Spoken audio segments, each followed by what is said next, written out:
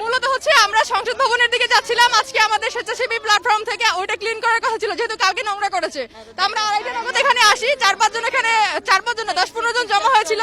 এরপর বলতেছে একটা লাশ, তো আমরা শিওর ছিলাম না, কারণ এরপর হচ্ছে একটা বোট গেছে, বোট যাওয়ার পরে ঢেউয়ের কারণে এটা উপর নিচ হচ্ছিল। তারপর আমরা শিওর হলাম এটা লাশ। এরপর আমরা অনেকজন মিলে বারবার ডাকতেছিলাম যে আমাদেরকে হেল্প করেন লাশটা উঠানোর জন্য, কেউ আসতেছিল না। অনেকগুলো বোট যাওয়ার পরে আসতেছিল না। লাস্ট পর্যন্ত নাইমুর রহমান সিবান উনি আর ও আরো কয়েকটা ছেলে 3-4 জন মিলে ওনারা লাশটা এখান থেকে উঠায়।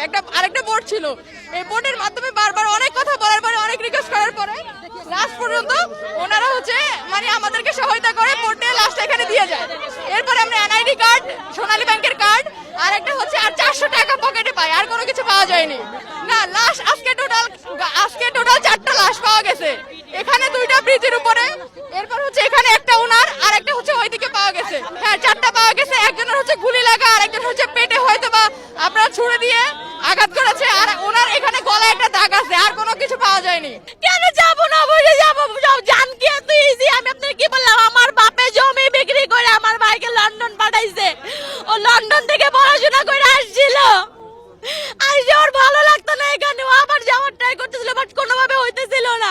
ওই অনেক চাকরির ট্রাই করছে, চাকরিও হইতেছিল না। আমার থেকে 15 বছরের বড়, মানে 10 বছরের বড়। ভালোবাসতো। সবচেয়ে বড় কথা, ওর যে মেয়ে, আমাদের তো মানে ওর মেয়ের জন্য কষ্ট। ওর মেয়ে তো এতিম হয়ে গেছে, ওর তো আর কেউ নেই এই দুনিয়ায়। মাটাকে 1.5 বছর আগে হারিয়েছে, মার কথার মনেও নেই। আমার মা পালতে আছে ওকে, আর বাবা ছিল, বাবাটা এত ভালোবাসতো আমার ভাতিজিকে, যা বলার বাইরে।